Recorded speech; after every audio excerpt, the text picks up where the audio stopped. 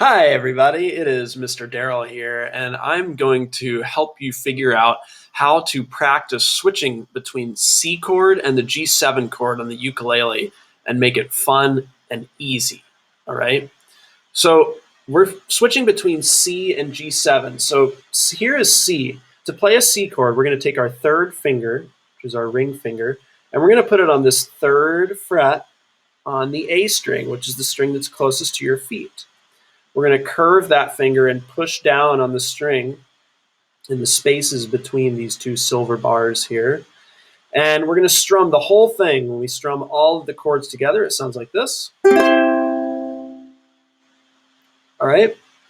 Now it's important that our other two fingers, these fingers over here, are hovering above the neck because we're about to use them when we switch to G7. We don't want them behind the neck like this, and we don't want them way out here. The idea is that we move as little as possible. We don't want to have a bunch of movement or have to travel really far to get back to those frets when we're switching chords.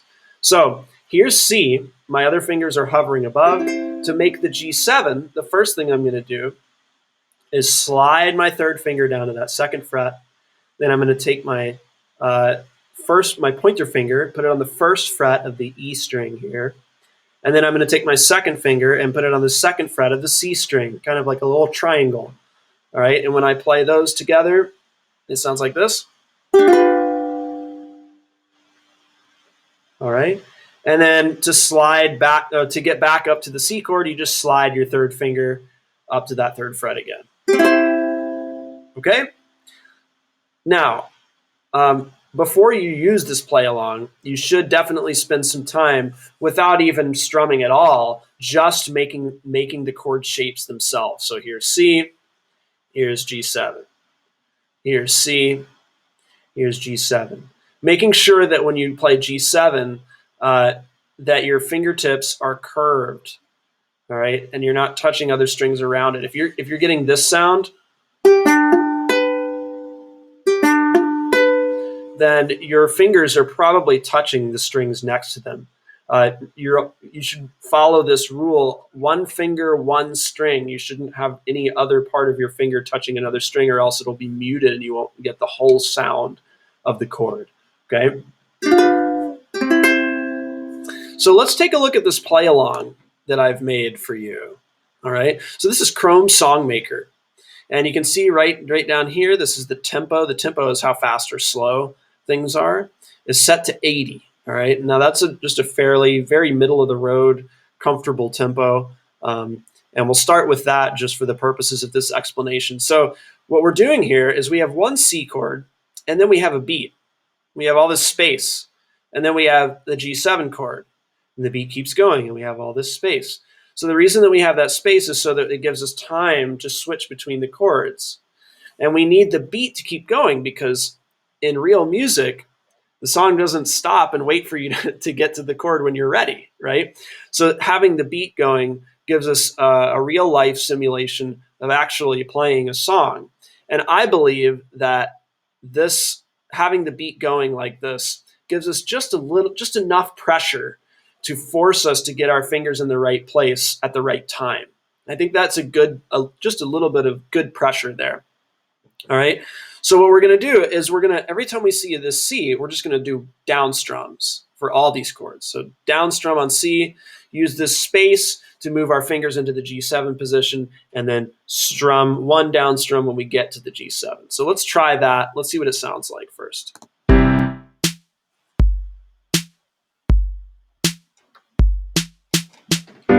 Now it's G7 and C.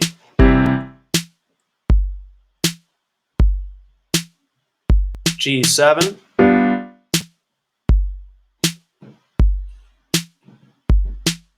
and C. Okay, so your cue is these three little snare hits right here. Boom, ta, ta, ta, boom. That's how you know when the next chord is coming. Okay, so now I'm going to try it. I'm going to play along and just show you what it would look and sound like for someone practicing along with this. So here we go.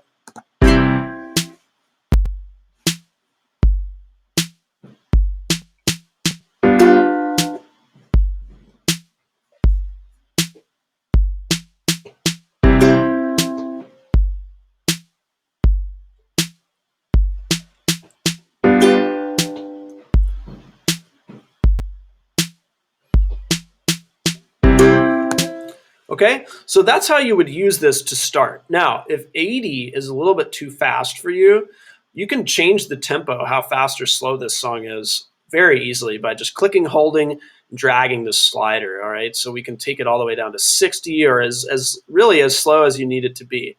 I would, as a ukulele teacher, I would very much rather you be able to play this at a super slow tempo where the beat is still going than practice it with no beat.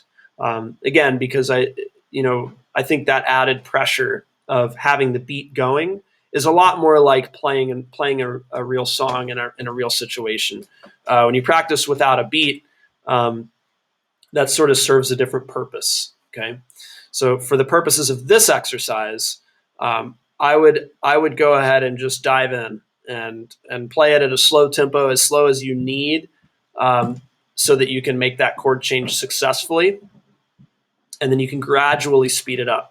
If you're doing a great job with it and you want to start speeding it up, then you can click and drag it the other way, and we'll just take it up to like 145 and see what that sounds like. All right, and I'll play along with it here.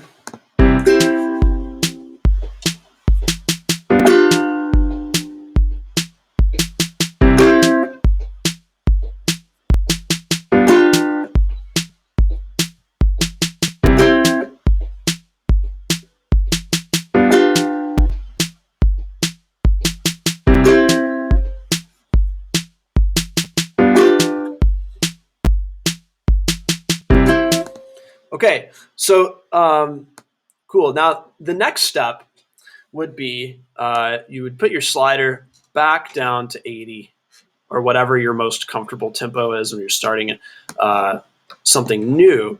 And the cool thing about Chrome Songmaker is that you can change this music up here.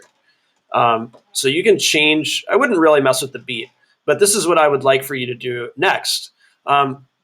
The idea is that we're going to start to give ourselves less space between these chord changes. And we want to do more strumming. So we're going to go ahead and add another C chord here. So you can see there's less space because we just made another chord. Now we're going to do the same thing over here for G7. And we're going to go ahead and start practicing that now. So let's see what that sounds like now.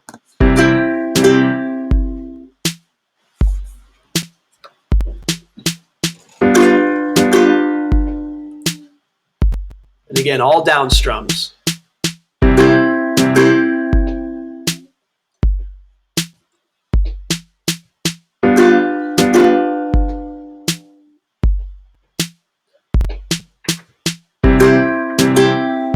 Okay, cool. And remember, the reason that it's all down strums is because this exercise is not really about strumming. It's all about switching chords, all right?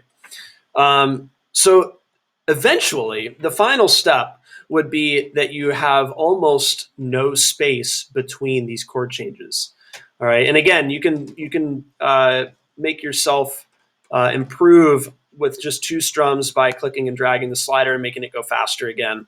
And then you can go ahead and add a third row. And I'm just following this formula of every other column so that the strums are all even. Okay. Then you would add the third row here and do the same thing. The spaces are closing in. All right. The final step would be filling them all in. So you end up playing 8 strums of C before you play 8 strums of G7. Oops. Okay, now we'll fill in. And you make these chords just by clicking in these little rectangles here and just make sure that all your colors match.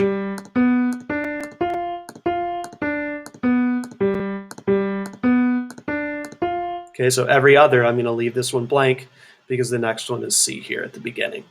All right, so when you click on this link in the description below, or if you've gotten it from me directly in a classroom, it's going to show up without all this, just the one C and the one G7. But again, you can change what's up here to make it fit your purposes. So here we are with almost no space to switch between these chords. This would be a very advanced level of switching. Okay, so let's go ahead and try this and see if I can do it.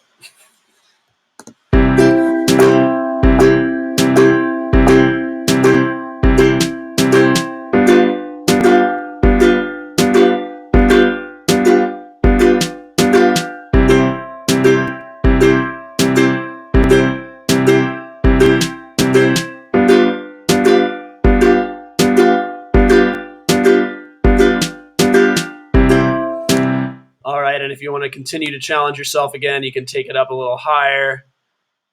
Let's just go to 162 for fun. Let's see if we can do it.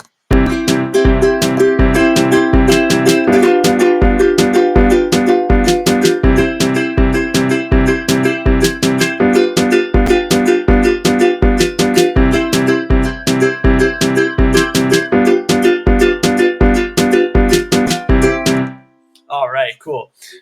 So that is how to use this practice tool to help you get better at switching chords.